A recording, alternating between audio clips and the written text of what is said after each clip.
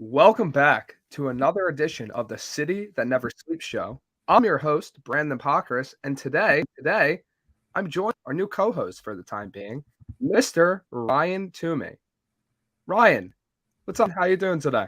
Thanks for having me. Glad to be here. Yeah, of course. So, we got sports news to get into, a lot of NFL talk. Giants this weekend. That's really all the good I can say about that. Obviously, Jet stuff, Nick stuff. I know you'll want to get into that Jet stuff. Well, but before we get into anything, you introduce yourself. What are you about? What are your Well, I'm Ryan Toomey. I'm a avid sports fan watcher. I'm a student over at Fairleigh Dickinson University. And yeah, I guess just to add my little 2 cents to the conversation, love all sports. Baseball. Played baseball in college for a couple of years. I follow baseball, basketball, football, hockey. I like my tri-state area teams: Yankees, Devils.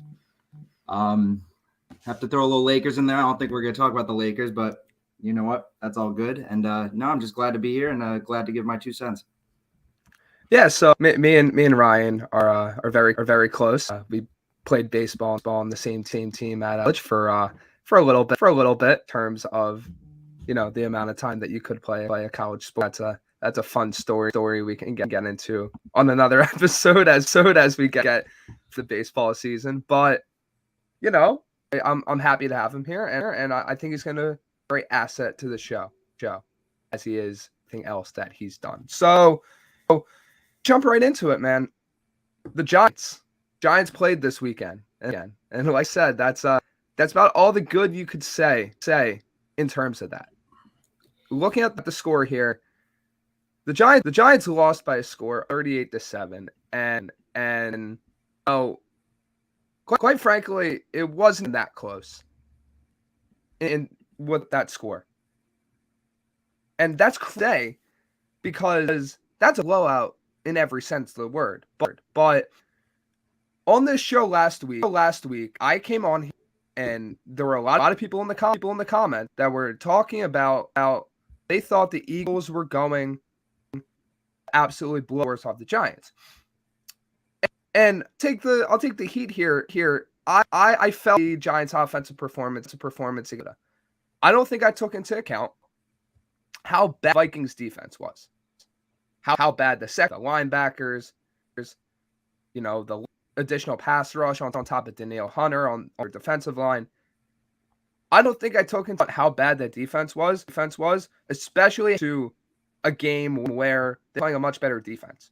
So Toomey, just from the onset, what first impressions from that Giants? Well, I don't think anyone expected the game to be where it was. I made the mistake of taking the Giants spread that day at plus 7.5.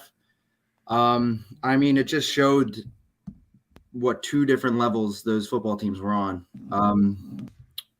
I think it makes a statement about the Vikings too, about how they can lose to a team like the Giants and call themselves the second best team in the NFC East or third in the rankings behind the 49ers. So I don't know. It seems like the NFC is ruled by the Eagles and the 49ers. And the Giants, I don't know what they can do. You're going to talk about it in a bit about who's signings they can do in the future, but I don't see anything that can really leap them ahead of the Eagles anytime soon. Yeah, but before to that, we got some comments in the chat. We got tough loss for the Giants, but what a great surprising season. And then we got Greg in the chat saying, "What's up? What's up, Greg? Happy to have us here today." I think it's important to remember where the Giants were at the beginning of this season. And that's something that, especially when expectations, saw this with the Jets. We'll get into that as we progress through the show. But that's the Jaguars, the Lions, these teams. You're heading to the season expecting, and then they completely shatter that glass ceiling, metaphorically. The Giants had literally no one picking up 6-7 games this year. The fact that they made it to the playoffs and won a playoff game, they're so far ahead of schedule. But at the same time now, where do you go from here? Where do you go from, okay, you beat the Vikings, but if the numbers were the Vikings that good of a team? Vikings even that playoff caliber team? I mean, they were 11-0 or something along those lines, score games. Flips the other way, the Vikings are picking in the top 15 in the draft. So I think what's important, and add on this if you want, to the Giants is understanding that middle ground that they're at. Because yes, they can contend, but they have fall victim to the moment. And this so many times in every sport where a team thinks they're further ahead along in their rebuild and makes a misstep that just completely knocks the rebuild out from under its foundation. Yeah, from what, like you touched on earlier, they blew expectations out of the water. Having a new coaching staff come in, having limited guys, a real test year for Daniel Jones. They really had no idea where they'd be. And Vegas had them winning not many games this year, and they blew that out of the water. So that's a win for sure. It's just now with that great coaching staff, we saw Coach do a great job with that team. Really take a team that probably shouldn't have been where they were in the playoffs and put them there. So I think just getting the pieces around them for the next season and seasons to come, they really have a great chance there. I mean, next year, I think they're expected to make the playoffs. I think you would expect them to as well. So they can maybe make some change there. You touched on other teams as well with the Jets. I know we'll get on them later, but these teams were shockers, and it was great to see them make those pushes ahead because we know they've been down low for many years. And now maybe the year from 2022 on, they could be teams that could be contenders for the first time in a long time. Exactly. And, I think, honestly, this week, I don't think there's really too much to read into in terms of, the Giants look, they stack up against the Eagles. Because really, look at that from this past game. Daniel Jones, 60, or wow, I have the wrong game selected. Hold on. It happens. Okay. Look at those Vikings numbers.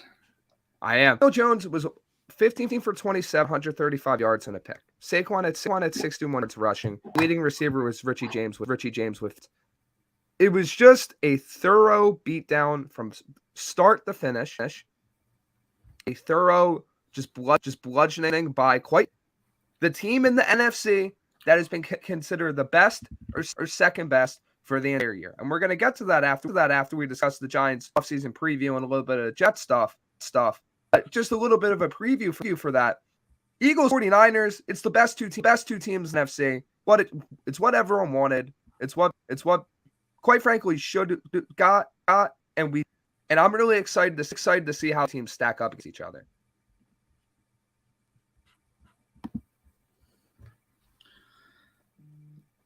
What'd you ask? I'm sorry. No. I said we got matchup that we wanted. Eagles 49, the best. Oh yes, best no, in for the sure. NFC, in the NFC. And it's gonna be very exciting. I mean, there's a lot to look forward to there. Two juggernauts. I think whoever makes it out of the NFC is gonna win the whole thing. So I really do believe that. Yeah, exactly. And now to move on to the offseason. And this is where, some fun things to be discussed. And if we're really honest here, there's literally one spot and one spot only to start. Extending Saquon Barkley and Daniel Jones. Because the Giants offseason cannot truly, quote unquote, take off until those two contracts are in place. Now, as the new co-host of the show, I'll pose this question to you. Out of Barkley and Jones, who is the first person to re-sign and why? And while you are getting under control, I'm going to post our question of the day in the chat. So I pull that up here. Of the day, if we look at it here, Daniel Jones and Saquon Barkley will be New York Giants next season. Agree or disagree? Whatever you guys choose to decide, make sure to leave that in the poll. We already got some answers to that question down below. We got Bob agreeing to the poll, and we got Greg saying I agree to the poll. I think another year under Dave, best thing for Jones. If he can harness what he against the Vikings more consistently, he'll be a quarterback for the men. And Saquon is back. Keep building the offense, offensive and defensive lines. So where do you stand with those things? I guess is the best way to put it. Well, I couldn't agree more that both those guys are going to be Giants next year. That's going to happen. I think Daniel Jones proved himself enough in that Vikings game that they know that there's something there still. Maybe his process is moving a little slower than they want. And probably they hope he'd do bigger in that Eagles game. But I really think Daniel Jones and Saquon Barkley are going to be Giants next year. And then it just comes to the point, how are they going to move him a step further? His stats show he did make a jump this year. I believe he threw for around 3,200 yards. His touchdown interception ratio improved. But it's where can they grow from there? Saquon Barkley, too, as well. He had a big bounce-back year. They're definitely going to sign him. He's going to make some money, too, and that's for sure. And he's going to be a Giant for a long time, maybe the rest of his career. To add on, what do you think to what I'm saying, though? I mean, I know I'm kind of a Daniel Jones hater, I believe. Not really a hater, but I don't think that he can do it. But hopefully he can prove me wrong. What do you see? So where I stand with this is agree to the poll in the sense that the Giants need both of these guys back. I've came on the show. I've said that Saquon's the engine since multiple times. I said that as of this year, where he goes, the offense goes. Having him healthy is paramount to the offense. But at the time, if I'm prioritizing one of these guys, it's Daniel Jones. Because quite frankly, Giants don't play their cards right. They could end up in a bidding war for Daniel Jones. They could end up in a bidding war because, let's face it, with what Jones showed Dayball, there's going to be another coach if he reaches this point that says, hey, I can do the same thing with him. I can put him in offense and allow him to succeed. We've time. The Giants need to prioritize Jones. As Greg said, I think in Dayball Jones can be that 20 range quarterback where he's not carrying you anywhere, but he's serviceable and he's job done. Where Saquon is concerned, a report just came up that Barkley is looking $15 million per year. He wants a contract similar to Christian McCaffrey's deal after he declined an offer from the Giants that's $12 million per year. And I love one. I truly understand he is to the offense. But it reaches a point where if being a running back, face it, has had injury issues in the past, what does giving that to your cap flexibility? What does that contract do to how you build your team down the road? We've seen a prime example, quite frankly, in another team that lost this weekend in the Dallas Cowboys. Gave Zeke Elliott a ridiculous contract. You had to let Amari Cooper walk. Guess what? Has Amari Cooper in that game against the Niners? There's a good shot they have a better chance of winning. So the game the Giants have to play, and I do think that considering that both these guys are on reasonable enough deals. If Barkley's asking price high, I feel like he's the one that the Giants. Where do you agree with that, or? No, I agree with you. I hear. Sorry, it cuts out a little bit.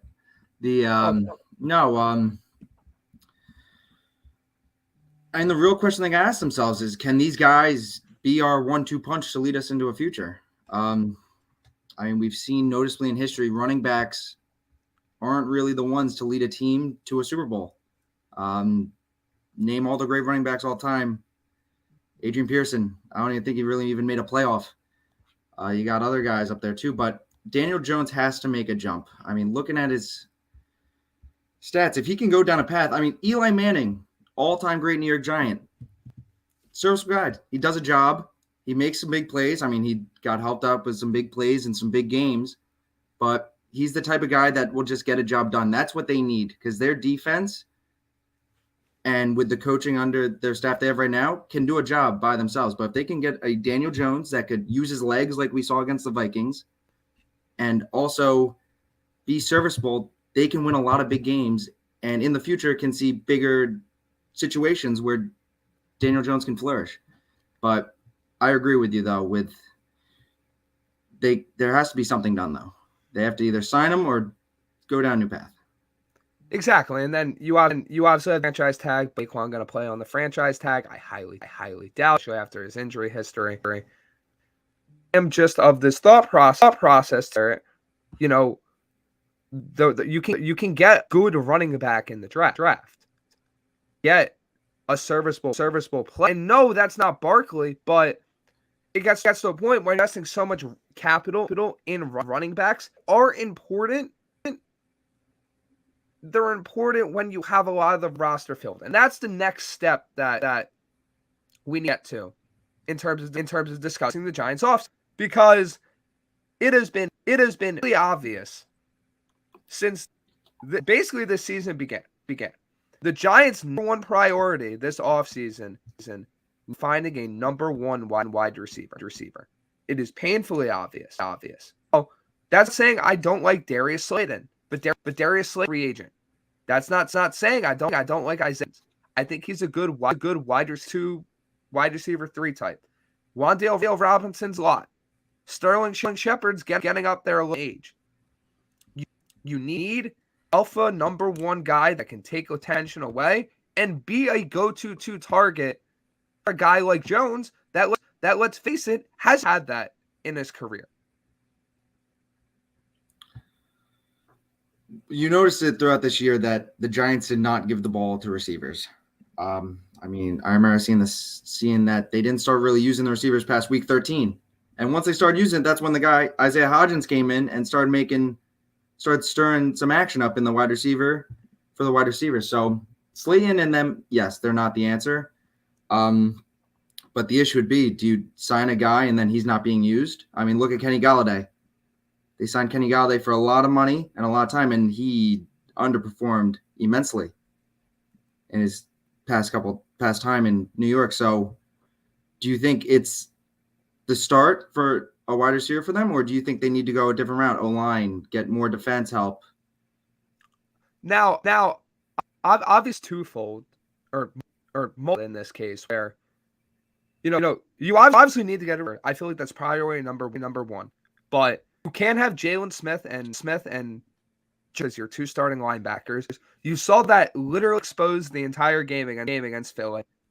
Weak linebackers could not run side. They couldn't get the job against high-level opponents. That has to be number 2.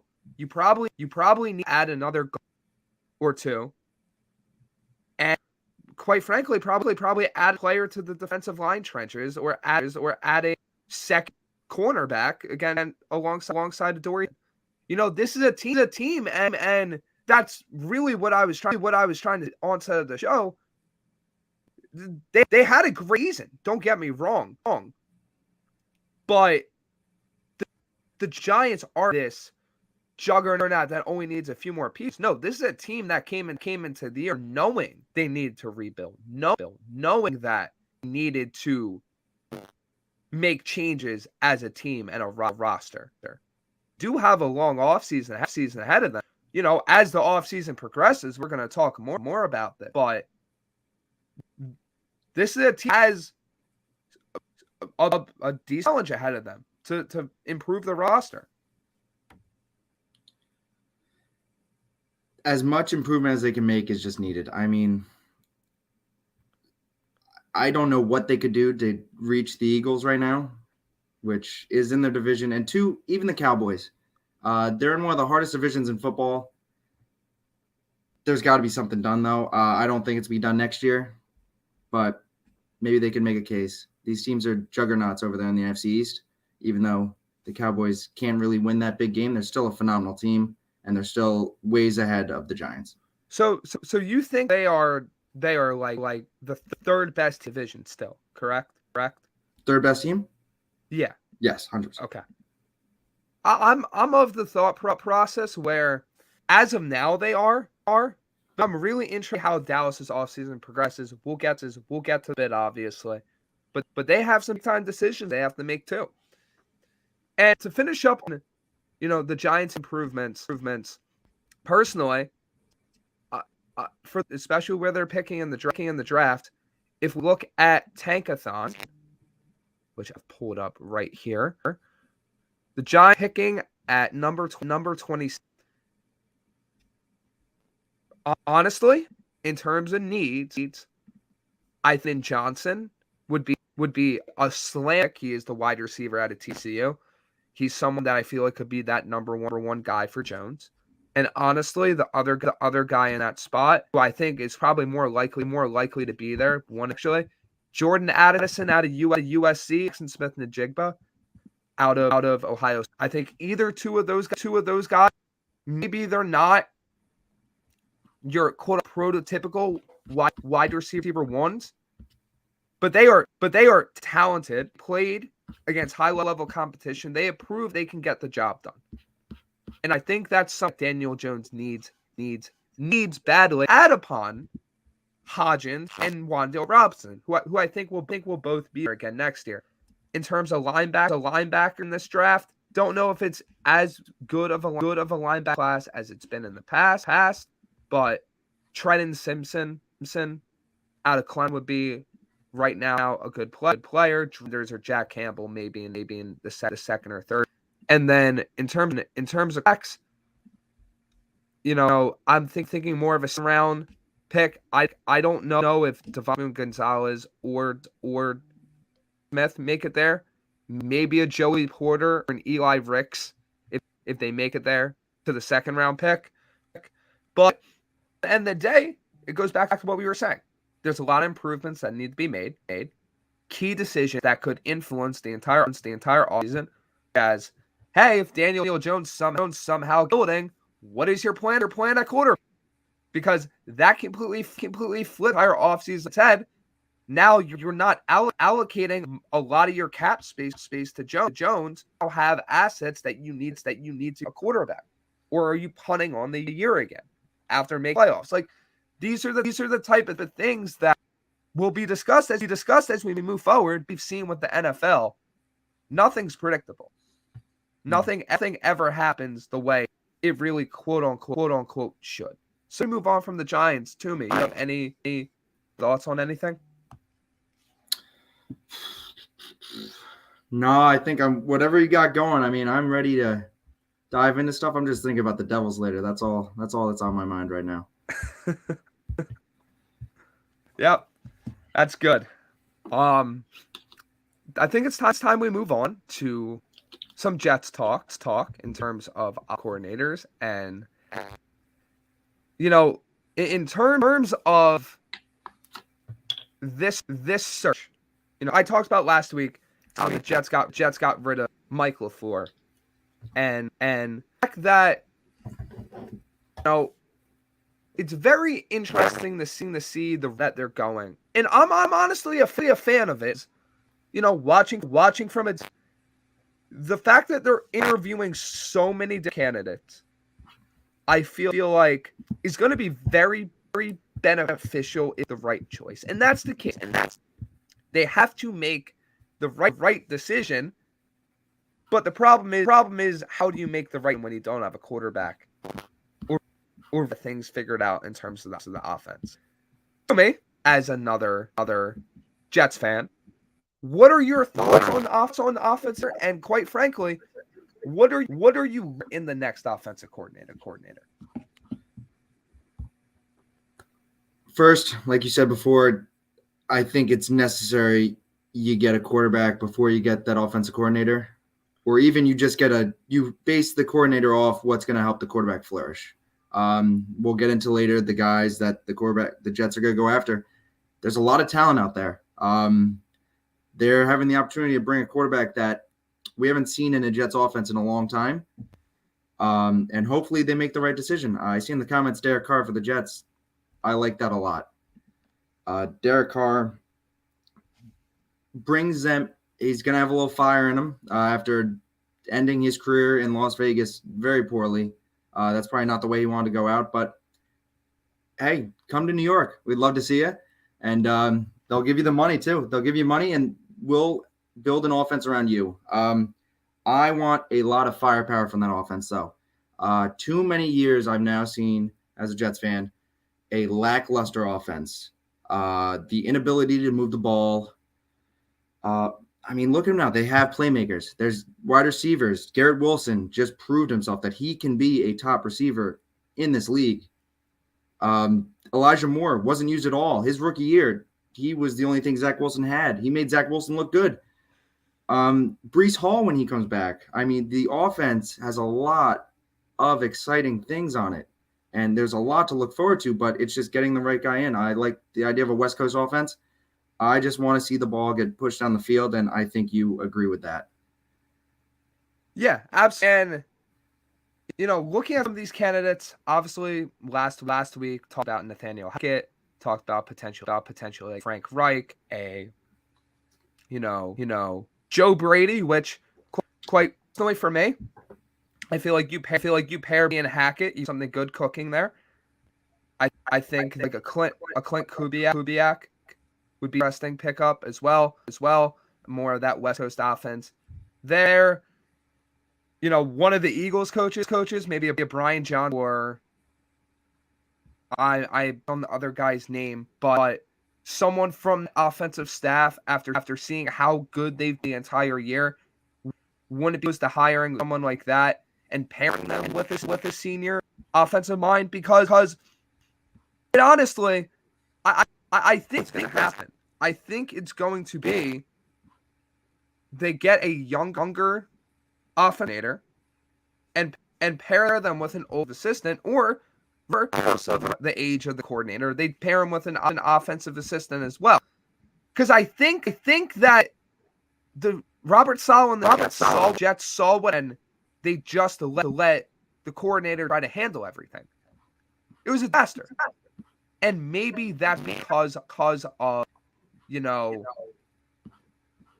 Zach Wilson and developing, maybe LaFleur himself, but it just didn't work. And you need to do sprint. Jobs are most likely going to be on the line, and quite frankly, you need to have results. So putting that out there, if you were to name one person or a combination of people that you would want at that coordinator offensive assistant job, who would it be? The one name I would like is Joe Brady, Bills QB coach. He's got a pretty good resume under his belt. We know he has been working with Josh Allen, first time being with the Bills, and he also had a stint with Joe Burrow down in college. Had a chance to work with him, and look at them. Those are two of the top three quarterbacks in the AFC. The guy has knowledge. The guy's been on winning teams, and maybe he can bring a spark. He's seen a lot of exciting football with his time with those two programs down at LSU with Burrow and over with Josh Allen and the Bills. So that's the guy I'm looking for, and I could see him being a real possibility. Another guy, Frank Reich. I think he's a good coach. I think he was I don't think he should have been dropped as the Colts coach. Not get into that, just because I just think they had to throw the blame on someone and they throw it on him. And I don't think he deserved that. That offense could not get going this year, though. That's a thing to look forward to. That Colts offense was very lackluster at the beginning of the year and pretty much throughout until he was gone, and still when he was gone. But Joe Brady and Reich would be my two. Yeah, I think, looking at some of these names, the other person was Kevin Patula the passing game coordinator. I think for me it's Hackett and a guy like Johnson, or a guy like Brady, or hacking a guy like Patula, a young guy and an older guy, but both good offensive minds working together to create innings. Quite frankly, I just need to see something different. I need to see a bigger effort. I need to see something that actually, instead of, and we see this all the time, this is how the best offices work. You fit the scheme of the players in the scheme. Make the changes around the person that you have. You don't fit the personnel to what you are trying to do. We saw, unfortunately, with the Jets, LaFleur, between Mims, Elijah Moore, Mekhi Becton at time. People were butting at the OC because at times weren't a fan of themselves into the scheme. Is that all on LaFleur? No, but there comes a time in to be full where you need to maneuver the to fit the needs of your play. At the end of the day, right? Could LaFleur and more bootleg concepts got on the move more? His feet under him to potentially progress as he played through games? Yes.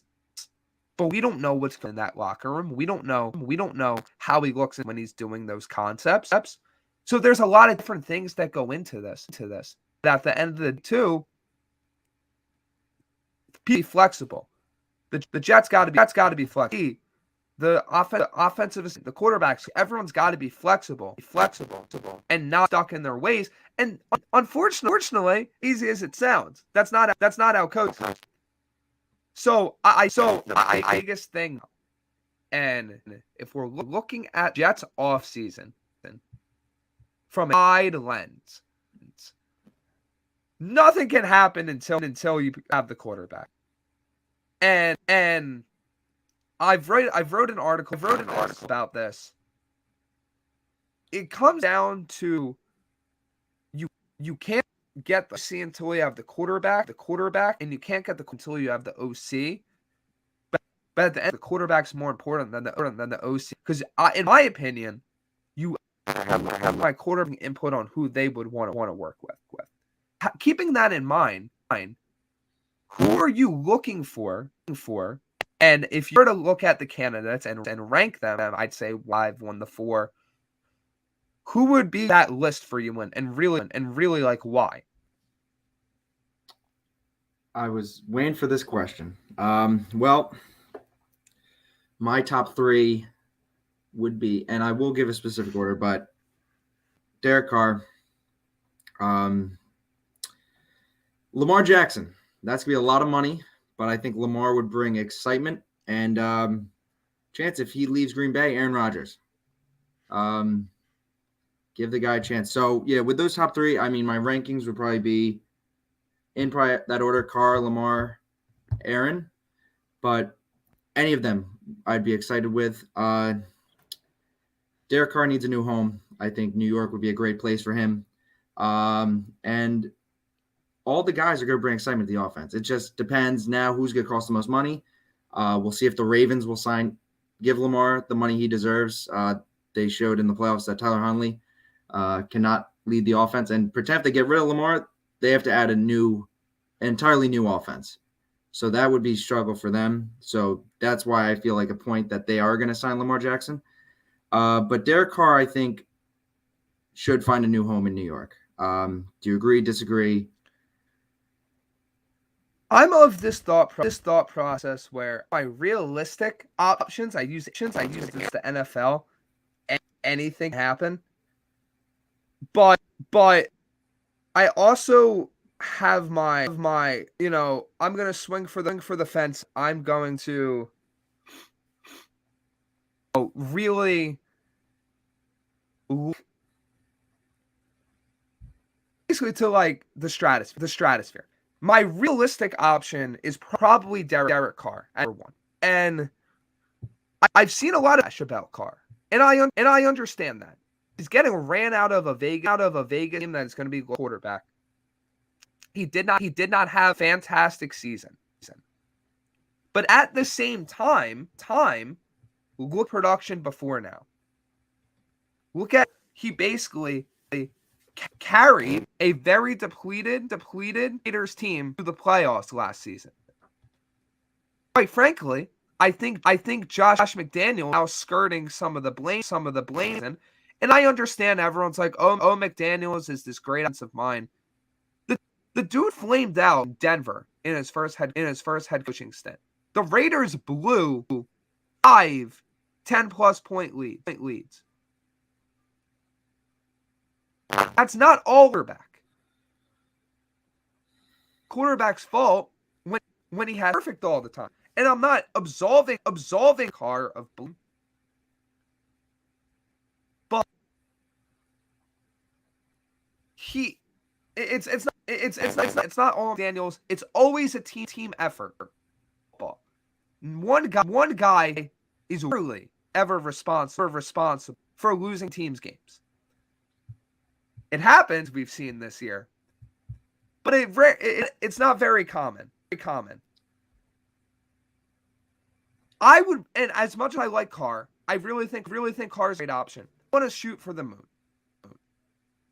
The team that have not had a legit quarterback since you could argue at the beginning or Brett Favre. You could do the mirage of Ryan Fitzpatrick. I'm not really counting one season. That's not having a quarterback. That's one season. I'm going Lamar Jackson. I'm trying everything in my power to pry him from Baltimore. Does that happen? Honestly, probably not. I feel like it's more likely for him to get traded to an NFC team if that's. I do think the Jets will make a very effort that Lamar ultimately doesn't end up in New York. I think the Jets have a much better chance than Rodgers. And personally, bringing back the PTSD or fond memories of Favre, however you want to remember him, he is the best person nowadays. Pay attention to the news. But Rodgers, I feel would be exactly that's needed in terms of where they're at. This is a team where if you have Aaron Rodgers, Rodgers masked some of the deficiencies on the offensive line. It elevates some of the receivers, and we saw what happens when Rodgers has an above average. What numbers is Garrett Wilson going to have as Aaron Rodgers as his quarterback? What numbers is Elijah Moore going to put up if he has Aaron Rodgers quarterback? You watch some of the film. Moore is open a lot, and the quarterback hit. So personally, rankings would be obviously Lamar MVP 1. Roger gap, Derek Carr 3, very large gap. Jimmy Garoppolo / I've been drafting CJ Stroud because we missed on every other target at quarterback. That's really where I am with it. And if you have any question about why I throw Stroud in there, but that's really where my head's at. Because honestly, it's an abject failure if you're rolling into next Ryan Tannehill or Jacoby Brissett, someone along those with like Zach Wilson as the backup. That's just unacceptable in my eyes. No, yeah. The CJ Stroud, I'm curious. I've looked at a lot of opportunities for the Jets quarterbacks and a lot of people talk about it. I have not seen CJ Stroud, so I want to hear your talk about that in a bit. But talk about these guys. First off, Derek Carr, I don't think he's ever had a defense in his whole entire career. No. Never. No. Give him that Jets defense that we have right now. That's something. Another point. I think you're winning 10 games if you give defense. This is complete fantasy, but throw one of those quarterbacks. Pretend the Jets had them this year. They beat the Patriots twice. They don't lose to a Dolphins team without Tua at the end of the year. I mean, that's what do they got? 11, 12 wins maybe? You're challenging the number 3 seed against Buffalo at that point. I'm not saying that this is going to be the situation next year because we all know anything can happen in the NFL. But if you put a quarterback, one of these guys in the Jets offense this year, it's a completely different team. We're probably still watching the Jets on the TV right now coming this Sunday. But things happened, a lot of injuries, a lot of stuff. But I'm curious to hear. I want to hear your CJ Stroud. Where to think of that? Do you want to try another quarterback in the draft? So here's my line of thought. Right? I saw this and I thought of it like this. And so I forget who tweeted this, but it was a fantastic idea. It really makes sense if you truly think about it. You know, the Jets are at number 13. And this obviously applies if someone starts sliding down, like a Stroud starts sliding down the board.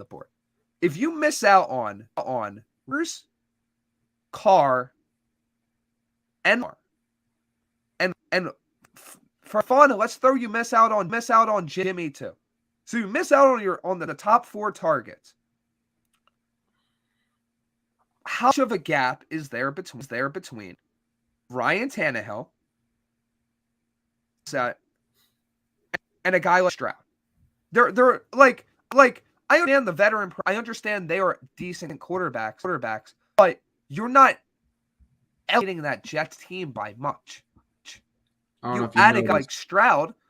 I rolled my eyes when you said Ryan Tannehill. I don't. No, exactly. And I think Tannehill's underrated. But I feel like for a Jets team where, and it's all about context. Everything's about context. If you miss out on all 4 of them, and then you come back to your fan base and say, hey, starting quarterbacks Ryan Tannehill, issues happen. Like it's you have that into account, especially with jobs on the line potentially. If you're trading up from 13 to 8, get a Stroud, maybe Bus and Salah are playing themselves another year. And I get it.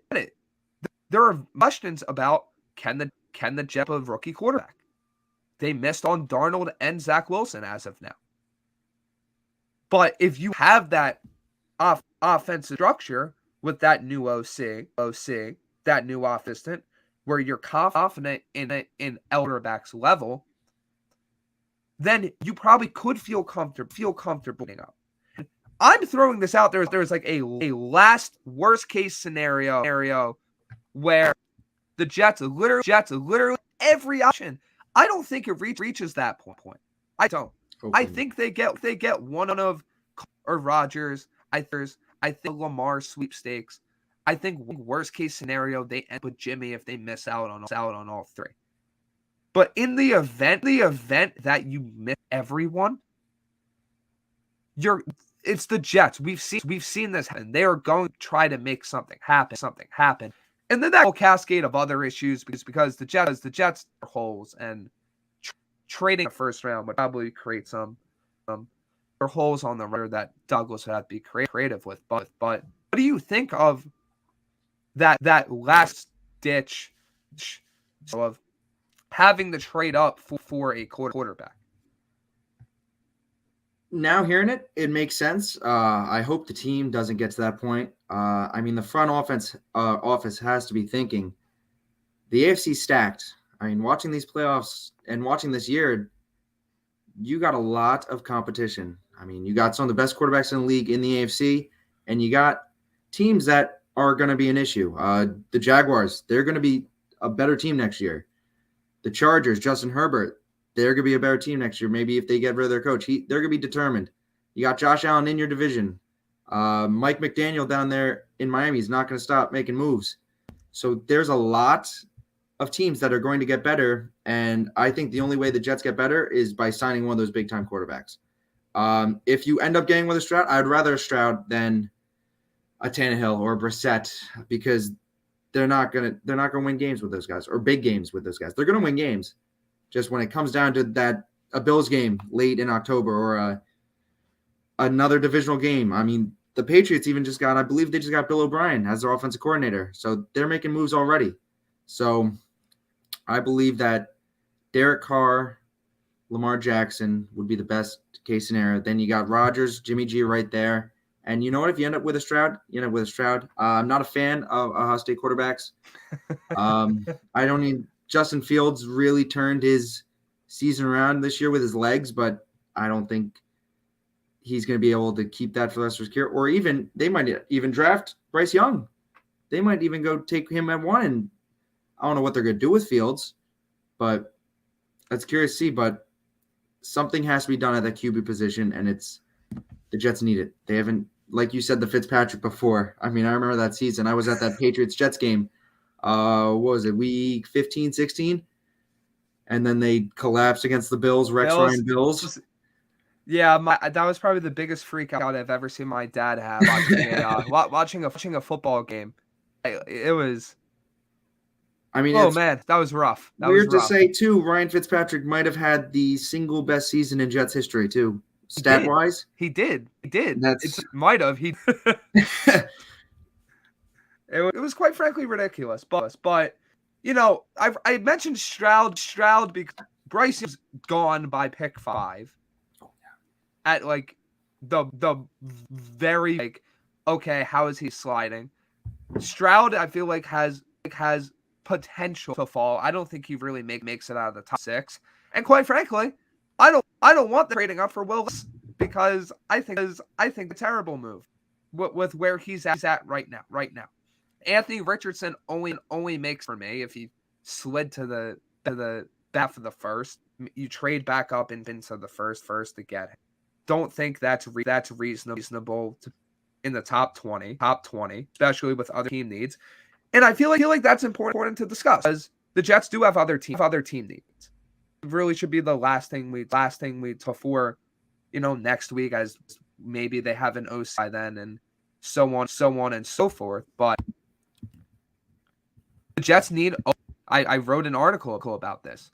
You know, the Jets O-line had some massive issues. He ranked 29th in overall pass blocking, 27th in overall run blocking at PFF. The Jets had to be first ranked, 31st ranking in total, and that was a huge part of it. The Hamilton allowed 27 30 hurries and 4 quarterback hits.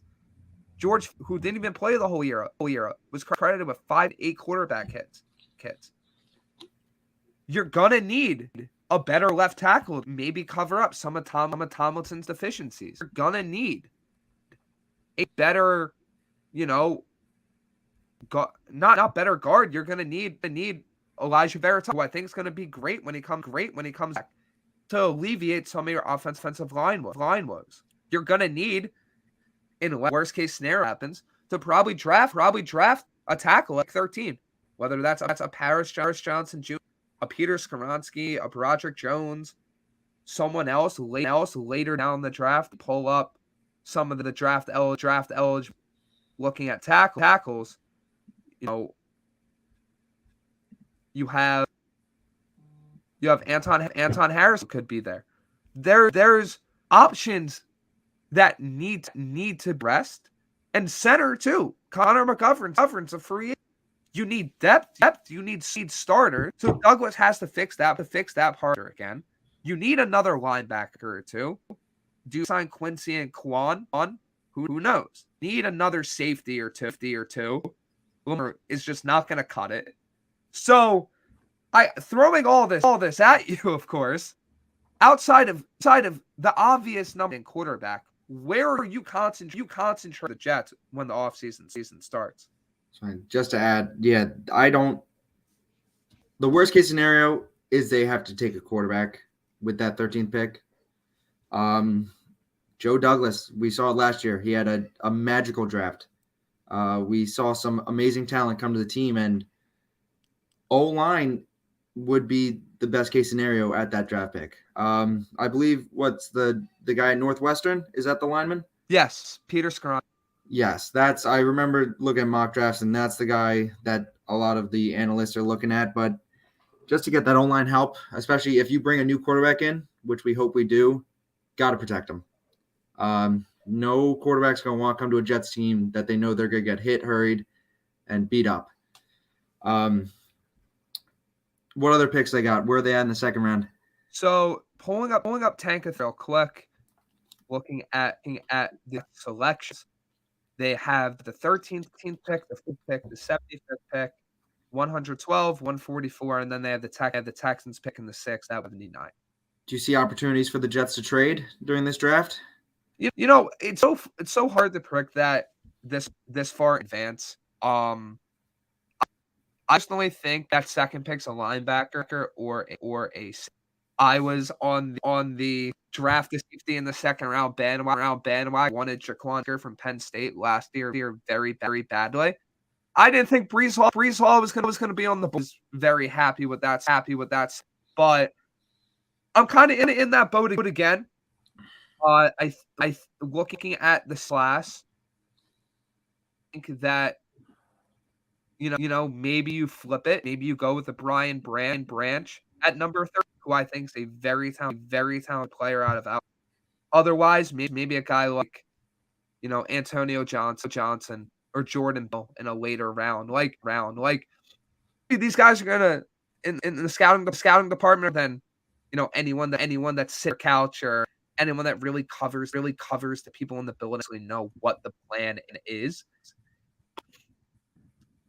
The Jets cannot draft, in my eyes, looking at their number of picks, they have 6 of them. I need a lineman at minimum, maybe 2, a linebacker, a safety, and probably a receiver. And maybe you're trading out of, let's say, for example, 44 and moving a little further back in the second, but picking up another third round pick. You're doing the same in the third, where you're picking up 4th, because the Jets aren't going to plush with cap room this year.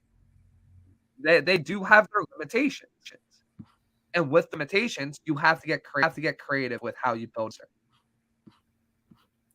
Especially if you get one of those, you sign like a Lamar. Exactly. That's a lot of the money right there.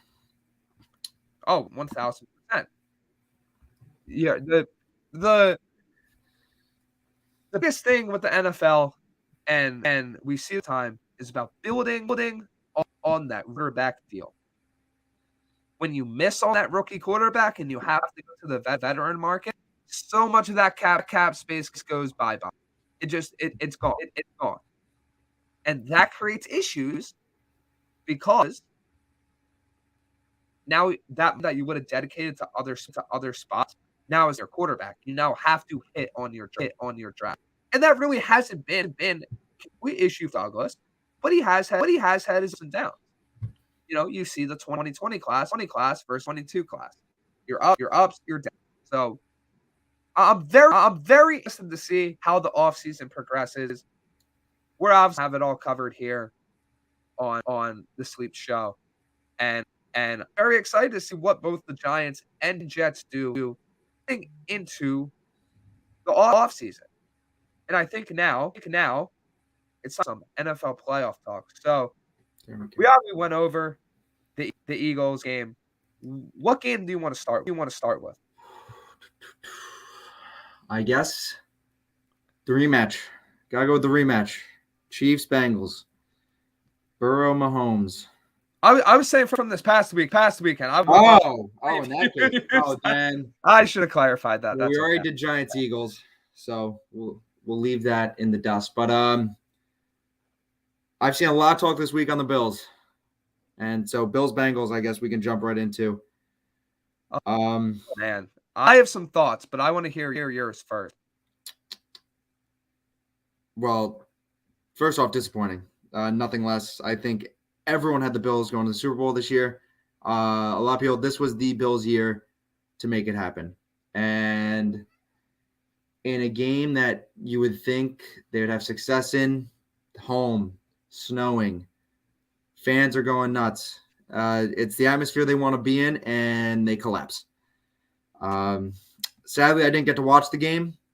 I was at a Devils game, and but some guy in front of me had it on his phone, and you could just tell that,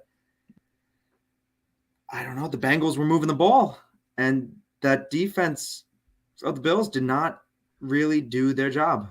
The offense didn't either. It was a really lackluster team all around, and Coach McDermott is getting a lot of the heat. Josh Allen's getting a ton of heat, and I don't know where they go from here. Something that just and it was throughout the entirety of the game. Joe Mixon, 5.2 per carry. Samaje P. Ryan, 7 yards per carry. There's times where those stats look, oh, that's a stat, or oh, that doesn't look right. Oh, no, that looked every bit of what it looked like. Every bit of was from start to finish. Manhandled Buffalo. It wasn't close. It wasn't close in the sense, and this is someone that has watched a decent Bills game considering the division they're in. Ever since Jets game before their bye, when they had that one drive down the field, it just ran it. I always had in the mind that Buffalo's susceptible to the rushing attack, and I feel like they defied that a little bit, right? I feel like I did a little bit. That was not the case, and there were signs of it, obviously, against the Miami Dolphins. But oh man, and that was a shellacking. That was an absolute shellacking by the Bengals. Pulling up some of the stats too, right? I mean, this is a game where as I find that Cincinnati had 71 offensive plays, 412 offensive yards, average 5.8 per play, had 2 total penalties, and looking at the amount of first downs, if I can fit, they had 30 first downs. Toomey. They had 30 first downs in 71 offensive plays. That's ridiculous. Frankly, ridiculous. And that tells the story of the game. From the Cincinnati offensive side. The Buffalo offensive side, it's the Cincinnati defense, tells a little bit of story. But that is Josh Allen, as superhuman as he can be at times, does need some help. And where that was most is the number 2 and 3 wide receivers. Now, I like here. I think it would be an important piece of the team moving forward. But Gabe Davis is not the number 2 receiver he was. Diggs does need help. When you're relying on Cole Beasley in this, who, if we look at the stats, had 4 and 3 receptions for 33 yards. When your leading receiver is Dawson Knox, when Stephon has 4 receptions on 10 targets, and this happens again. It's tough, man. It's tough, and so much of the offense, it's very. Why aren't they relying on the game more in a snow game? Why is offense getting blown off the ball? Why, like, they're not prepared for the looks that they're throwing at them. It's very interesting to me, and I think that the Bills, as we move into this offseason, require a lot of conversation, because they do have some needs. They need to figure out their defensive line. On Miller going to be the same? Where you get edge production from. You need offensive line improvements. You need another receiver. To be completely honest, if quarterback ran into the Bills in the playoffs, we saw a Jets upset over the Bills. We saw that with Zach Wilson at the helm once already this season. They almost lost to New England. So, a few weeks ago, even last week too, I said the Bills were my small pick. I said they were going to go and beat the 49ers. I understood that Cincinnati was the hottest team in football outside of San Francisco. I really did not take into account that the struggles against the Dolphins and from the season would carry over as much as I really thought that. And really, I think you can contribute some of it. Maybe the emotional resonance with Mar Hamlin's situation still carry. Maybe everyone wasn't truly the same after that, and that's reasonable. But with DeMar in the building and showing that he's battling and he's doing better, you thought maybe they would get that boost of energy ready to go, but you never truly know them. And at the end of the day, and say I'm wrong after I say this, I don't know if Buffalo was as good as I thought they were. They were as everyone who picked them to be the Super Bowl favorite and contender. But at the same time, they do need to make it at some point. And they do need to step. Otherwise, you're just going to be known as the team that gets eliminated before the big game every single time. I mean, their offense is based around and just needs that downfield, moving the ball through the air. Josh Allen's got one of the best arms in the league. And over the years, we've seen their success. When he chucks it down the field and he's got guys like Stephon Diggs and Gabriel Davis, they make plays. I think Gabe Davis is a really good receiver. I really do. I think he is a solid number 2. But when he has, I think it was 2 receptions, and Diggs has 4, and they combine for like 60 yards, you're not going to win a game when you don't have a run game. Josh Allen wasn't using his legs like he usually does. I think he had 6 for 26 around there. Yeah. Looking at the box score, only ran for 8, even worse. Their offense is based on the air, and he did not get his receivers involved. I mean, he targeted Diggs 10 times, only caught 4 of them. They're not going to win that way. And the Bengals are hot. I always think in every sport, the hot team going in is going to make it. You see it in every sport. About this last week. We've spoken about this. When you catch fire at the right time, it is very, very, very hard to beat. We see that with Cincinnati. But there's been a lot of talk with that Bills front office this offseason being like, we can't keep going to these semi-championship games and just losing. It's not going to work, obviously. It's main goal Super Bowl. If you're not winning the Super Bowl, what? They basically have the same season as the Jets, right? They're both losers. So it doesn't really matter. I mean, obviously they're in a better situation than the Jets because they got a guy like Josh Allen at the helm, but change has to be made. And like you said, D-line help needs to come, and Josh Allen, they need to rely on Josh Allen's arm, and it didn't work for him. Yeah. And feel like for me, the whole situation for the Bills really intrigues me. So looking at PFF once again, right? And whatever you think the grading system, how that works, I understand that.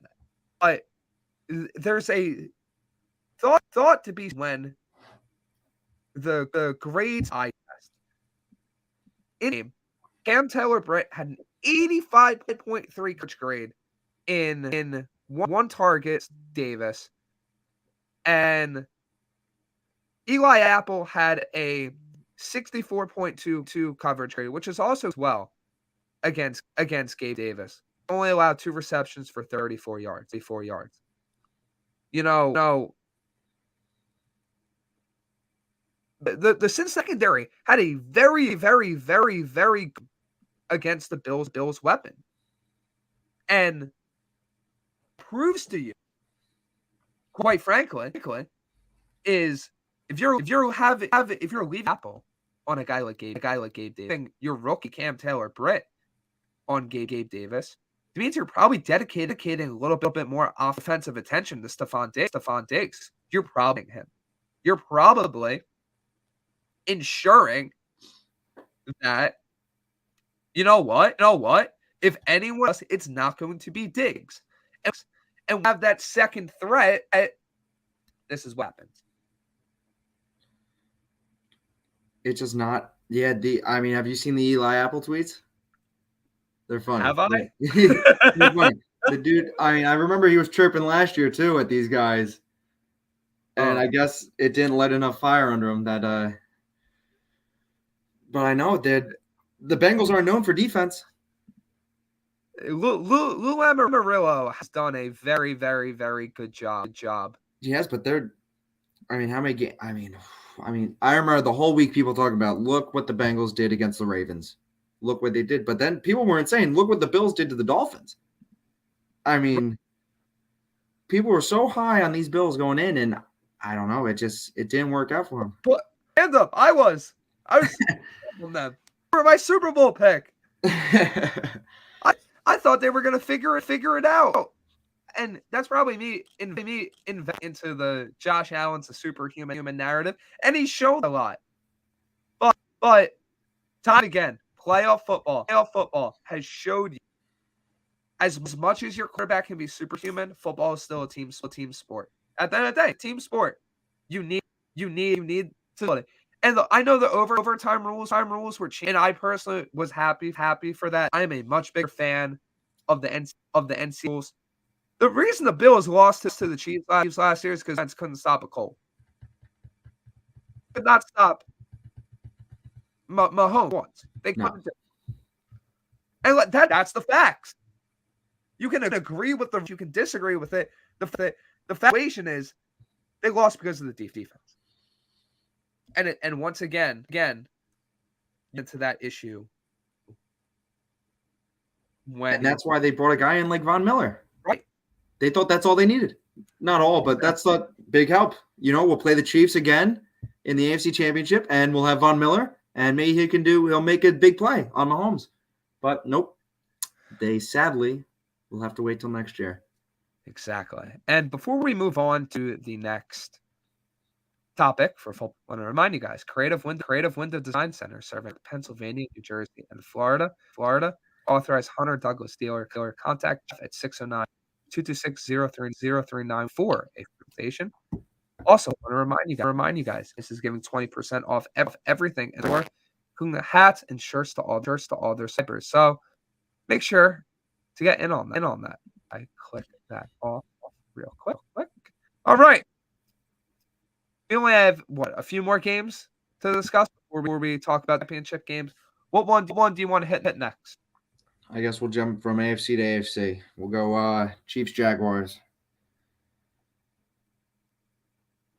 Man, is there anything else to discuss beside Mahomes' injury? Is there anything else that matters? I think the only thing I could say from what I saw from this playoffs and just this season, Trevor Lawrence is going to be an issue next year. Yes. Trevor Lawrence is going to be good, but yes. they can't compete with these teams. I think the only thing they lost to a limping Mahomes. I mean, it was close. I mean, they gave a fight as much as they could, but really at the end it was all Chiefs. And trust me, I'm not saying that to discount Jack. I think Jacksonville is going to run the AFC South. I think the next closest to them, ironically, is Houston, because I think Houston has the talent, but once back, a lot of things are going to click in place. Tennessee's on the downs. Indianapolis is a dumpster fire. And face it, there's a good chance they end up in, what do you call it? They Saturday is their head coach again. So between Lawrence, Doug Peterson, getting Calvin Ridley back next year, they're going to make more additions. Suggest adding to the offensive line, maybe drafting a Michael Mayer type. That's what I would like for Jack. But the bigger story is, and quite frankly, we can addition to a little preview. This is a preview of the preview of what we're about, obviously. Mahomes insanely to the Chiefs chances moving forward. It's critical because injury, his lack, and in my eyes, it takes him from number 1 to number 3, if that makes sense. Or he can't. He's still an all-world quarterback, but off plat stuff, those things he can do that no can't. He can't do that as consistently. Ankle sprains are nasty. They're not injuries to deal with. And a back like him it's going to affect him to a decent. I mean, this week, I don't even think he's going to be walking for most of the week. And that's why I think the Bengals get a clear advantage right there. But, he came back in. I remember seeing you. I've had ankle sprains in my life. The day you get it, you can play on it. You can play on it. It's manageable. And he did his job as Mahomes. He's the number 1 quarterback in the league, and he will be for a long time. He's head and shoulders over the competition,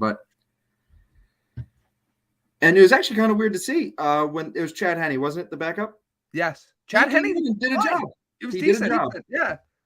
So it's the great mind of Andy Reid you saw there. I mean, he's got a team that is ready to go. I mean, even without Tyreek Hill, we thought that'd be a big thing this offseason, that they lost their number 1, how would it be like? And hey, he's just got more of Travis Kelce to use and with other weapons on the offense. But Mahomes he'll play and he'll still be good. But will he be good enough? That's, I think, the real question there. I'm never going to bet against Andy Reid and Mahomes. Never. It's going to happen. I am very intrigued of the type of game plan that is brought out as a result of Mahomes being hurt. Oh, dude, and personally, I would lean on Isaiah Pacheco more. I mean on his ability to attack in the run game. That truly would. Pacheco, and he's a big play guy. I mean, we saw last week he had that big, I think it was a 60-something yard run or catch. And I think it just depends on. We even saw with the high ankle sprain he had, Mahomes. He can still dance around that pocket. He is still elusive in that pocket, and He's still made a jump throw for touchdown. I think he's one of the hardest guys to get to as a quarterback, as a defender. But yeah, it's going to be an issue because he's not going to use his legs. I would be surprised if he leaves that pocket to go run for a couple yards. But we know him in the pocket, still the best quarterback in the league. So I don't think that's an issue. It's just going to be, I don't know if they can get to him because he's obviously lost a lot of his mobility. Oh, 1,000%. Yeah. 1,000%. I think wraps up that part of it. I think the Chiefs' defense is going to be I'm very intrigued to see how they'll stack up against it because when Jones gets rolling, he's a force to be reckoned with. His defense is not the same tier, but it's pretty good. And that brings us to our next game. Our game in our NFL recap. Oh boy. Did you watch the Dallas San Francisco game? I did. Yes. Yeah. The last play. I mean, their last season ended against the 49ers on on a stupid. Well, no, it wasn't a stupid play. Dak made a good play with his legs, but it was unfortunate that they couldn't clock it. But I don't know what that was. I saw Zeke Elliott get thrown on his butt. And I don't know. It's up there with one of the most infamous, worst, I guess, offensive shifts. I don't even know what is it, a trick play? I don't think there was really a trick there. What do you even call that? Seeing that formation, I was very confused. I felt like I had an idea of what they were gonna try and do in terms of, you know, you line the receivers up behind the tight. It's like I think you call it like a muddle hop, but you do that on like the goal line, and the lineman out wide and throw to the receiver and just have the lineman run up field and block. Do that on your own like 25, where you have your running as your center. It was just made for just hilarity. Yeah. I forget too the Dalton Schultz catch before that. That was reversed, wasn't it, or no? Yeah. So it was. To backtrack, you getting blown up, which is gonna live in like social media infamy for me forever. Dalton Schultz catching a wide open, nonchalant, not getting his second foot down. You have Dalton running out of bounds backwards. The first play, everyone's gonna forget. You have Dak Prescott aimlessly rolling around the pocket, taking a safety in his own end. Just an absolute disaster class to end the game for the Cowboys. Like I said before, though, the Cowboys have a lot of questions into this offseason. Zeke Elliott averaged 2.6 per carry, had 26 yards on 10 carries. Tony Pollard hurt, obviously. CeeDee Lamb's a stud, but Dallas needs a second wide receiver. Your defense, you're gonna need a second corner. You show that you can't really cover that well outside of Trayvon Diggs. You're probably gonna need another safety. You're probably gonna need another linebacker, depending on, you know, what happens with Leighton Van Der Esch. Does he leave? Does he stay? And quite frankly, it's going to be a very interesting because it's Jerry World. Things work differently there. Does he stupidly decide to Scott? Who knows? I mean, the best thing I like to say is the Jets have been to a championship game way before the Dallas Cowboys have in a long year. I think it's been 28 years, I think I saw the other day, and that's for a team that's so high-powered and so just – they're the Dallas Cowboys. They are America's team. They are supposed to be in tip-top shape every year, and they always fall short. They always choke. Comes to the question, is Dak Prescott the answer? But they got to stay with Dak. I mean, they're not going to make any moves. He's their guy. It sucks that Zeke's on such a high contract because Tony Pollard is ways ahead of him. But yeah, I think the defense is where it needs to be. I mean, yes, they could obviously make additions, but that's a championship defense right there.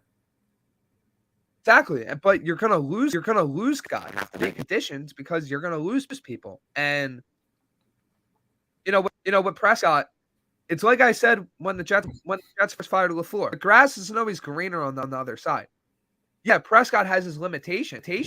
Prescott may not be the guy where, oh my goodness, he's the guy that can carry us to the Super Bowl. Okay, so he needs a little bit of help. Prescott's better than half the quarterbacks in the NFL. I can tell you, as a matter of fact, I don't care what your reason is. If Dak Prescott was the quarterback of the New York Jets, you would be very, very happy. Oh, yeah. Dak was the quarterback of the Giants. You would be very happy. But he's not great. And guess what? Okay. But when you don't have a number 2 wide receiver, when your number one running back, let's face it, probably washed, have issues. And Dallas is going to be one of my favorite teams to cover this offseason. So solely based on unpredictability of what is going to happen to them. I guess you could make a claim too. I don't think Mike McCarthy really deserves a coaching job. I think got outcoached. Shanahan, is a wizard. We've seen that for years to come, and I don't know. They did their job. Was final score 19-12? Yeah. Yeah, that's what against Brock Purdy. 49ers lead and put it in cruise control. Like, you're not going to. We'll talk about Brock, I know, a little later, but that's got to be a real kick in the butt for those Dallas Cowboys and Jerry, because they lose every year, and they lose these big guys. Aaron Rodgers makes big plays, or the 49ers again too. Jimmy Garoppolo. Jimmy G. At home too, that one. But this one's a real, because they had hopes. The Cowboys with that defense and offense that can move the ball. But just to fall short to a 49ers team that we knew I had favored in this game. But I feel like if they beat them, a real NFC East championship over there between Cowboys and Eagles would have been good. But 49ers deserved it. They played harder. Defense played better. Offense did a job. And that's the difference. Brock Purdy did his job. Game manager. Doesn't throw right picks. The picks that Dak threw weren't like the worst, but it's just you can't have it happen. You got to be safer with the ball, and that's really where the game changes. They're driving down the field and throws a pick, I think, on his 49ers 30 or 20 with time running out. You can't have it happen. That's just mistakes. It's these common mistakes from the Cowboys that really keep kicking them out of the playoffs. Exactly. And it's going to be very interesting to see how they back from that, or if they don't. It's time to quickly preview our championships, and we got some doozies. I get the fun opportunity of making new picks in the AFC. So to start off, I think I've only missed on one pick this entire season. Look at you. And of course, was my Super Bowl. So that will, yeah. Because I'm pretty sure I got the entirety of wild card weekend, and then this weekend the only one I missed was the Buffalo. So I'm gonna stay in the NFC. I'm going with over the Eagles. I think it's a coin flip though, and quite frankly, to spoil my other game, I think the other one too. I think the 49ers are this juggernaut of offense combined with a mass play caller in Shannon and a nice point guard in Brock Purdy that just does what he needs to do. Up against another juggernaut that coming into his own as a superstar. Another great play caller. Another team that has a ridiculous amount of offense. These two teams, in my eyes, in a way, two sides of this coin. But at the end of the day, I personally think this game comes down to who acts best and who doesn't make them. Do the Eagles go the rookie Purdy in making a mistake in that pick that flips field position, gives the Eagles score? Do the 49ers force Jalen Hurts into a situation where he has to start forcing throws? I personally happens. Does that result in that game flipping turnover? I'm good with the 49, but the Eagles win this game, rise from the slightest. I was gonna say, back to your Bills over there. It's kind of like your March Madness bracket. You got everything right, but your team win and lost. Yeah. But no, this game, I think it's really going to come down to, I hope that this is my prediction. This game's going to come down to a Robbie Gould field goal to either seal the win or to go home defeat. But that's my prediction. Maybe we'll come back next week and we'll see how wrong I was. But I think the Niners have this game too. My predictions on them. Spreads in this game 2.5 in favor of the Eagles. Home field advantage, got to give it to them, and especially with a rookie quarterback in. I think this game does come down to Brock Purdy, what he does. I think any quarterback going into the link in January, it'll make him shiver. That's not the best place to play. It's not fun. Those fans are ruthless down there. And especially for this young kid who, let's just say, he's never lost. He's never lost. He's never lost. He's never lost. The guy, I don't know what's with him, but he's doing something right. And he just knows how to manage a game. He knows how to not make mistakes, and he knows how to just move the ball down the field. Let your playmakers make their plays. And you know what? Rely on that defense. Because you know what? You probably have the best defense in the league. Top 3 for sure. I mean, the only problem is he might be playing the other. Exactly. So that's the thing. Like, these are two. That's what I'm saying. These are my 2 juggernauts. I think whoever comes out of this game is going to win it all. I see that look right there. We'll get maybe a healthy Mahomes, but I also think that we'll get into that later. But I think that game we'll get to that actually right now. We both got 49ers. Okay. This is a little bit of departure because I have the Bengals thing, but I Chiefs advancing over Jacksonville. I got Cincy over KC. I think that Joe Burrow and the Bengals can take the Chiefs kryptonite. For some reason, and I have yet to I have not yet. I'm very intrigued to see if this continues once again. Since he has been the night to Reed and Mahomes, they have blueprint to stopping the Chiefs. They did it last year. They did it this year in the regular season. Can they do again? Is the question. I think they can because, like you said to me, Mahomes he doesn't have the same mobility. So and let's face it, the Bengals start throwing out the skies, the lies, the looks, the ditches, the different things that Keck's head spin. It's not Mahomes can counter it. It's Mahomes counter it. But will his allow him to do so? Because since then pressure, they're gonna test him early. If he's not up to the test physically in terms of an injury, then I think the Bengals immediately have that advantage. And quite frankly, on the Chiefs is covering Jamar Chase. Who on the Chiefs is covering T. Higgins? You got a one-on-one matchup for the other.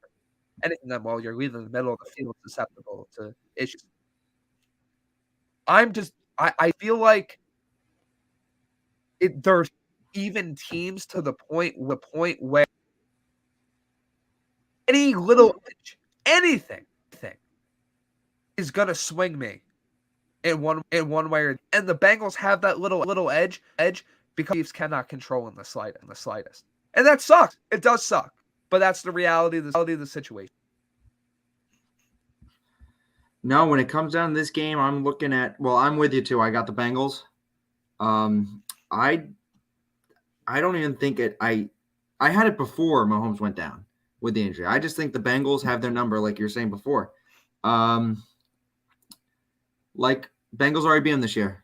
That's one. We'll throw that out there. And 2, I just think that last year I do recall their big thing going into the playoffs was they don't think we can do this. And riled up the guys in the locker room. Bengals were like, no one thinks we belong here. Let's keep going. No one thinks another win. No one thinks we belong here. Let's go. Now, I think the stupidest thing that came out, I think it's a different game too if this doesn't come out with the Bills and the Chiefs selling tickets already. I think that was a big factor in the Bengals having so much momentum. You can't give a good team momentum when they already have a chance. It's like the Bill Belichick years where he would just make up things that happen, or a tiny storyline comes out. They just use it for motivation. It's like, once again, it's like Jordan, right? You literally do these thing, have the smallest thing happen to him, and he would use that as to literally score like 55 on the Knicks or something like that. I mean, these guys are all professional athletes. These guys are good at what they do. And to give them any slight edge to be like, all right, screw this. There's nothing to lose. All right. I think the Bengals are a team again. They have nothing to lose. What? They lost to Mahomes in the playoffs? All right. Who hasn't? So I think the Bengals have it. Like you were saying before, they have more weapons. Not saying, Mahomes is Travis Kelce, who is just a different animal. But again, I think it's going to come down to the mobility of Mahomes and just this Bengals offense that is, it's caught heat. Exactly. And have a healthy quarterback versus a not healthy quarterback. Two teams that are so even, that's a huge difference. So I think the defense of the Bengals is motivated too. They know they did last year. They locked up a lot of good receivers, and now they're doing it again. Exactly. And that brings us to Super Bowl pick, which we can get to this week. So because we got to see if we get our picks. I have mine. You have yours. I do.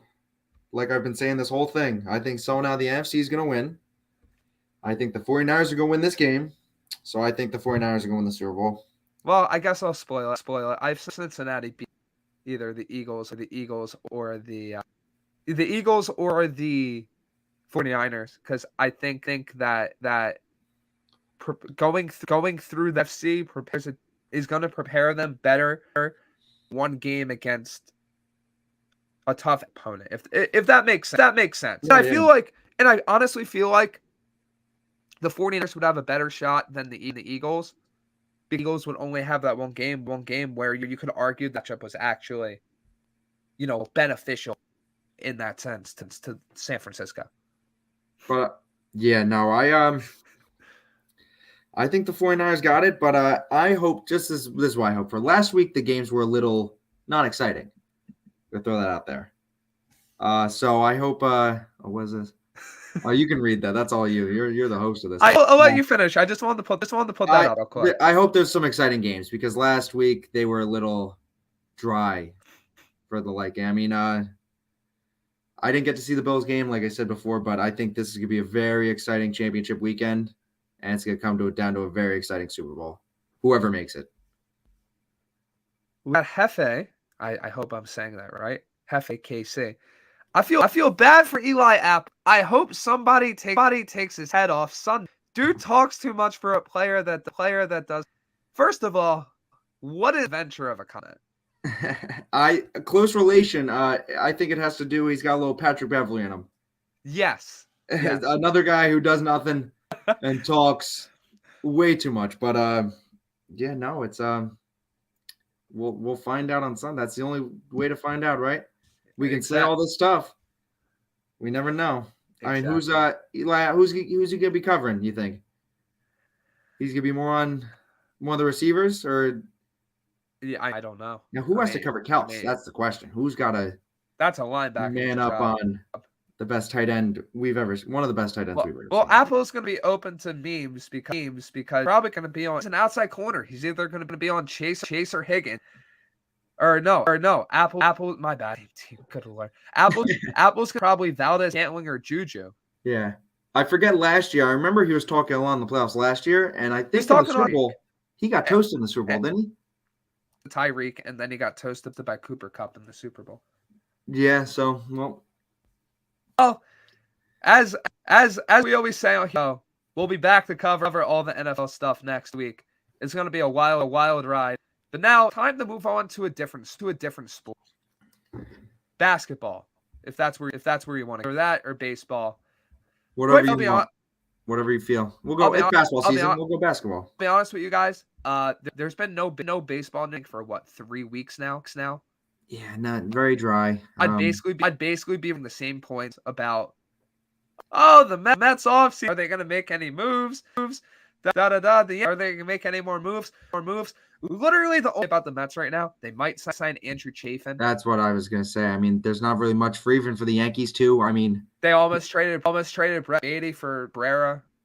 Cashman just came out and said Hicks is probably going to be the starting left fielder. Yeah. I'll be honest. We're gonna get news in the coming weeks. We're not just if we were a baseball show, we'd obviously have more content baseball, but there's not much right now. we're covering a lot of it, but there's none at the moment. So apologies for anyone that was craving some middle January, late January MLB conversation. I would say the only thing would be the Yankees might go after Jerks and Profar, but that's a maybe. I keep seeing his name pop up in conversation, but not really the biggest news or most exciting news for Yankees fans out there. No, exactly. But the basketball time. Right. All right. As a first-time guest host, but co-host now on this show, where do you want to start NBA-wise? I know I'm a huge basketball fan. NBA. How are your Knicks doing? What do they got going on? Giving a standings update on work Knicks. They currently sit at the number 7 seed. They are now behind Miami Heat. They're a game ahead of the Hawks, and 2 games ahead of the Pacers. So basically that puts them in a range right now, anywhere from like the 6 seed to the 10 seed. Their past few games lost to the Raptors. They lost to the Hawks. They lost to the Wizards. They lost to the Raptors again. They play the Cavs, the Celtics, the Nets, the Lakers, the Heat in their next five games. I'll be honest with you, man. Watching these, the biggest thing for me is they need another scorer off bench. I want to pull up our most recent game as an example. RJ Barrett played 41. Julius played 37. Jeff Sims played 33. Brunson played 38. Played 33. Miles McBride, once again, 0 points. Harden stopped with 2. Obi Toppin, who probably be a bench player if we're being honest, had 18. Then you have Fournier with 8. For extended period of time, Randall, Brunson have been playing close to 40 damn minutes a game. It's ridiculous. That's not sustainable. No. Especially if you want to make a playoff. No, you need to add to the bench. You're not Cam Reddish, which with Mitchell hurt, what are you doing? He must have blackmail on Tom Thibodeau or something. I couldn't tell you. It's getting to a point where you have to make a move, because if you don't, what happens when Barrett gets hurt again? Randall gets hurt. Brunson gets hurt, or all three literally rest because they're playing 4 minutes a game. You're in massive trouble.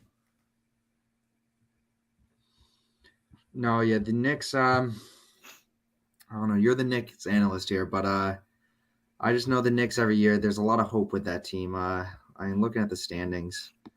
I think the East there's a lot of competition in the East, and that's something we haven't seen in a while. The West is usually the most packed, and now I think the East is the better division right now, actually. When it comes to it, I mean, I think for teams wise, I think the Celtics are the best team in the league. And then you got a lot going on. Well, the West has 30, but the East I feel like has their teams, if that makes sense. Yes, I believe, yeah, exactly. That's the way I've seen it, where it's like in the East there's like a clear separation between teams that are good and the teams that are like eh. For the West, from the 4 seed all the way down to the 11 seed is like 3 games of separation, and the 4 games out. That's it's I keep seeing on my thing the Lakers are like 5 games out of the 5 seed, and like the Blazers, they're 5 games out. They're the 13 West. They could be in the lottery, and then they're 4 games out of the 3 seed. Like that's the difference. It's gonna be a lot more competitive, the West. Yes. While the East has their juggernauts.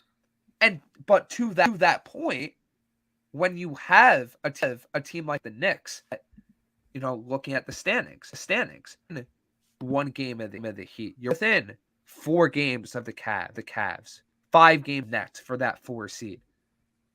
Now, saying they're going to catch them, within striking distance. Yeah, You that's have what, to you have to, and I've seen this name floated out, maybe an Alex Caruso. God get Grayson Allen, and I have to cheer for him, but I mean, I loved Caruso when he was in LA. It was disappointing when they let him go. But he's a solid player. He'll give you defense. He'll bring some exciting play, and he can help the team out for sure for the Knicks. Are the Bulls going to end up clearing house? Not sure, because there's been a lot of talk of that. I remember lately. Yeah, I mean, they're only 2 teams out of the 7th seed. Yeah, I don't know why they feel that they might have to just clear everyone, but I don't know. You're We gonna don't make know those more. decisions. You're probably gonna know more by like mid-February. Like that decision's coming up fast. It's not in November anymore. When's trade deadline? Ooh, let me take a recent, look. because I know the Lakers just made that trade. Thursday, February 9th. Okay, so yeah, it's coming up. So that's when you're gonna have the decision soon. Yeah. Or else there's gonna be again a lot of movement in the offseason. I guess things to look forward to. The one thing with the Lakers, they just made the trade with the Washington Wizards, gave 3 second-rounders, and Kendrick Nunn, who did not shape up to be anything he was supposed to be when he came to LA, for Rui Hachimura. I loved Rui out of college. Oh my God, when he was right? I was such a fan of him. I don't really know how his NBA career is shaped up. I know he's still a talented player, but I think that's a big sign for the Lakers. I mean, they gave up a second-round picks, and one of them is 2029. So we're not going to see that for a long time. I don't know what the Wizards are thinking about doing with a 2029 second-rounder, but I guess it looks somewhat exciting to them. It's like the next up on first. And then the next thing, it's going to come up in one of these shows. You'll be talking about it. LeBron James. He's only 220 points away from passing the great Kareem Abdul-Jabbar. So very excited, and you being on this show, you constant updates on that, and I think a good topic to look to once that happens is I guess not the final, but the GOAT thing. I feel like I where I stand on this, but I feel it'll be good to have a comment about that, and like, what does being the quote unquote GOAT entail in our eyes, and how can that possibly differentiated between different ideas in that sense? Yeah, it's one of the biggest conversations in all sports. It is one of the biggest debates. I think if Jordan didn't retire for those, how long was it, 3 years? 3 years. I don't think it's station. If he didn't retire for 3 years, it would be different. Jordan lovers would have a lot more firepower to it. Here's the thing, and I feel like this isn't talked about enough. Does Jordan win a championship every year if he doesn't retire? I don't case. As good as Jordan was, think about it. Taking that time basketball, and this is any not having your body break down the same way, doing the same motion over and over again. No. Also, talent that was being elevated. That team was being insane. Knicks were a threat every single year. The Jazz were still there. The Magic with Shaq. There were very talented. I don't think it would have been as easy as, Jordan wins 10 championships because he makes it from, what was it, like a 93 to 99? Like, no, I don't think that happens. And you can't predict that too. So it just quickly didn't. I mean, they're two different players. I mean, it's a lot to do it. We both know that they're two of the greatest players to ever play, and they're the reason basketball is where it is today. They truly are. And I think people should just enjoy watching them. Enough of the hate. LeBron James has done enough in his career to, and maybe, maybe in his life, if he can get one more, I don't think he can. I don't think the Lakers have that firepower. But look at him. He's 38 years old, and he's still dropping 27 a game, I think, on average, maybe even more. And those are numbers we haven't seen ever. He's incredible. Yeah, no, he's fun to watch. But the Lakers are they win good games, lose bad games, win good games. It's back and forth all the time. I mean, they did just come back from 25 down the other night, but what do you know? What do you know? All right. So before we get back to some NBA, take a quick pivot right now. So an interesting article has been posted by ESPN, and I'm pulling it up because I feel like it's worthy enough to be brought up here on the show, considering the conversation we had earlier. There is an article that has just come out that ESPN or Jeremy Fowler of ESPN, vet writer, great NFL. He asked NFL execs, and they think Derek Carr could be headed to the Tech. Really? Yeah.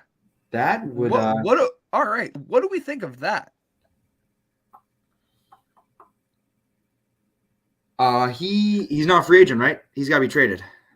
He could be cut. He could be cut. He could be. I mean, in that case, if you're Derek Carr, where do you want to go?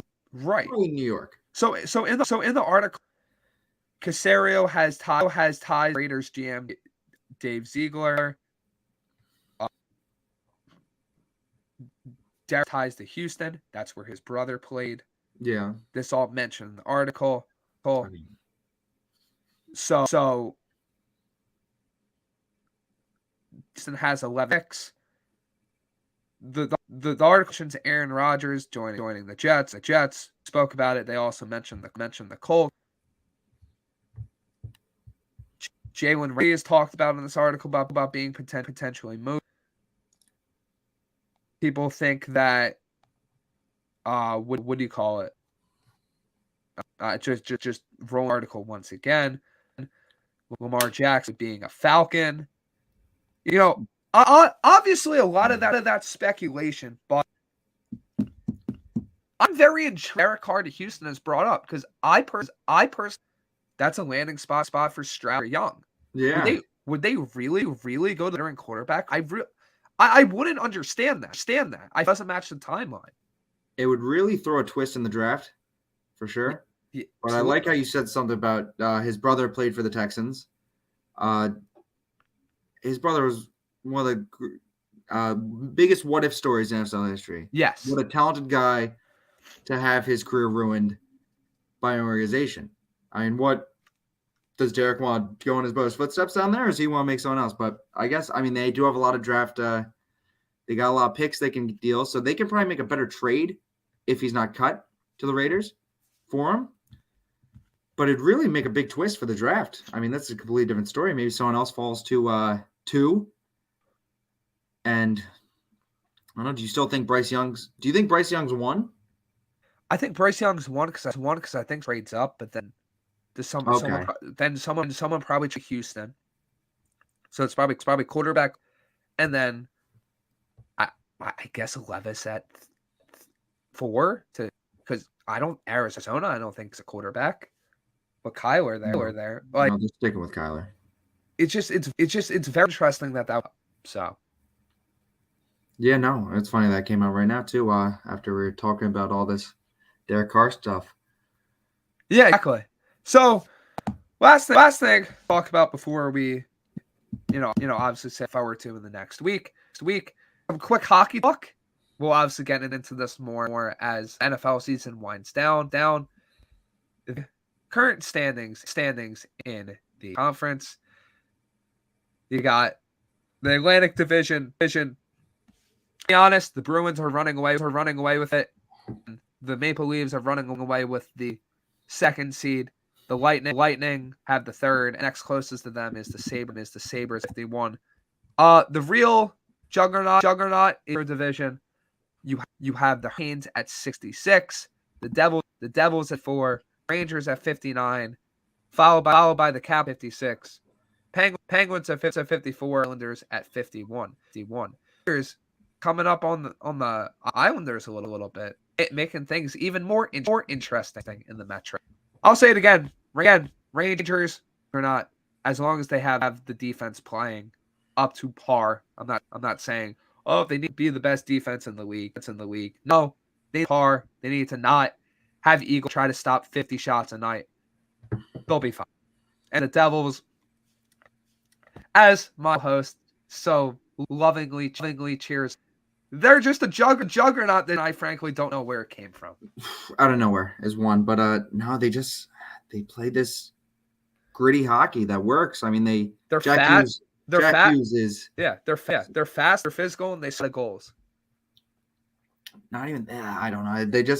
They found something that works, and they're sticking with it, and I like it. But no, the Bruins are having a historic season, which is, I mean, they have a guy in Taylor Hall who won the Hart Trophy with the Devils a couple years ago on their third line. That's quite absurd. So I don't know who can compete with them. Playoff hockey's awesome, though, to watch. I can't wait for that to come. It's still a long time, not even the All-Star break yet, coming up next week. But hockey's very exciting, and I've been excited to watch it this whole year.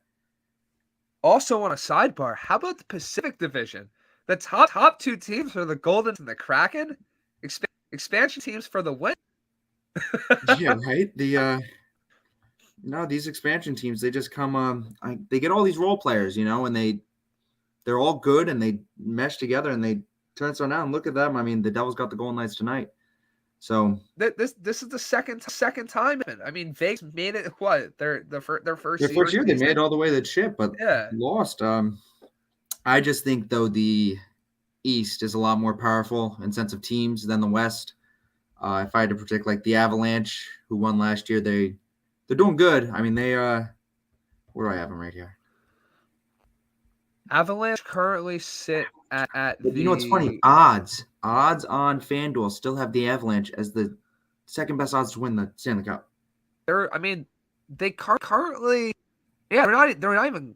I mean, they're at least like 4 I was looking at this the other day, and it was shocking me because I knew they were so low, but I didn't think they're at least 4 points out of the Wild. But no, Colorado Avalanche, second best odds to win Stanley Cup. Don't know where they got that from, but no, a lot of exciting things in the world of hockey. A lot of teams who weren't supposed to be where they are showing up. I don't know what can we talk about with the NHL. I think something I want about, maybe not really on today's show because obviously we don't have time left, but I think something I really do is as the NFL season winds down and it's really the prime NHL season. I've had this that I said this last year. I think it still stands going forward. I think the NHL stands to gain a really big foothold in the US, even bigger than what they had. And I think that's a huge part of the ESPN and the T broadcast. And the fact that I'll be honest, they better job, and like I hate comparing them, but it's the truth. They do a better job of marketing their players than the MLB does. They do such a better job of it. Then what you cut out? What league was it? The MLB. Oh, yeah. I mean, they're on hockey now is just there's a lot of excitement, and they're saying a new age of players. Exactly. The new golden age, as you've seen on the commercials. Between egress and all the it's so hard because obviously with baseball it's the home runs, but with hockey it's trick shots, these cool moves and hits and hockey people and not people. If hockey gets the right financial backing, I feel like in terms of actually get good cap number, and I think that's because of the TV deals. But if the cap is rising next season. But if they that level where, start getting paid more, and they start reels of these other national sports, you watch hockey's going to gain a foothold very, very quickly. I mean, I was actually talking about this the other day. It's so surprising. These athletes are so good in their sports, but McDavid's making $12 million a year. Yep. McDavid, if he put a bat in his hands and played like Mike Trout, he'd be making $40 million here. Exactly. But it's just crazy to think about that. I mean, like the biggest contract ever was Ovechkin for 9 for 21-24. And that's Ovechkin might pass. He probably is. I think he is going to pass Gretzky in goals all time, which is unheard of. That's like your average NBA. He's making Aaron Hicks money. Aaron Hicks is making the same amount as some of the top NHL players in the world. Yeah. But no, a lot of exciting in the sport. I hope to see it grow because it is becoming very popular, like you're saying, and it truly is. If people listening right now don't watch hockey, get into it. It's a fun sport. It's awesome, and there's a lot to look forward to in the future of it as well. Yeah, it's not like this sport that's like so. It's not like there's this like barrier of entry to play, barrier of entry. It's very hard. That's a completely different story. But in terms of getting into and watching it, it's not that hard of sport. It's very like once you get the hang of understanding things with the sport, it's very fun. It's very fun to watch and very fun to get into. So I agree with you wholeheartedly. And I mean the top players in the league are all pretty much in their low 20s. I mean, McDavid's 25. You got guys like Hughes 21. I mean, the Bruins have more veteran presence. They're more of an older team that have a lot of great players. But I mean, it's a young sport. I think it's always fun watching this sport and seeing like a 19-year-old out there on the ice. I'd be like, I couldn't imagine doing that at the age of 19.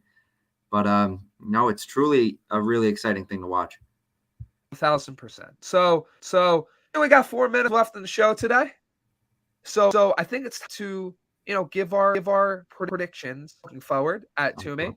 Yeah, as the co-host of the show. This is something we do where we look forward to the week ahead. We want to see what we think's gonna happen and maybe like a hot take or two. So why don't you get us started with that? All right. Any sport or what? Any sport? Anything? Anything you want. Well, we already talked about this. I see Bengals, Niners going to the Super Bowl. I see them winning. That's gonna be great, close games this Sunday. But those are my two predictions, and I guess I'll go in hockey. I've been very big in hockey. So I know the Devils only got 3 more games till the All-Star break, but let me think. So I'll throw this in there. I'll see if you like this. So I've been doing first goal scorers for the Devils game recently. I'm 3 for 5 for my last ones. All right. So here we go. I'm going to look who I think tonight real quick. I'm going to say 2 players because I picked both teams because obviously the Devils don't score first all the time. But we'll go with this. Here we go. My first goal scorer, if it's a Devil, is going to be Jesper Bratt. And if it's a player on the Golden Knights, it's going to be William Karlsson. There we go. First goal scorer. The odds are crazy. If you want to ride it, ride it. There are your locks right there. So get while they're hot. For me, I'm going with obviously 49ers winning. Bengals winning. Bengals over 49ers in the Super Bowl. A hot take of the week. Mike McCarthy gets fired as the Dallas head coach because Mr. Jerry doesn't like the thing normally, and I think they tried to make a late push for Sean Payton. It goes up, and I've said the Dallas Cowboys again. There we go. Hot takes are not always meant to be right. No, that's why they're hot. That in mind. So that brings us to the end of the show. Thanks for joining us once again. Make sure to stay tuned for next week's show. We'll be balancing the outcome of the championship weekend in the NFL, NBA talk, NHL talk, and MLB talk if that league decides to move faster than a snail.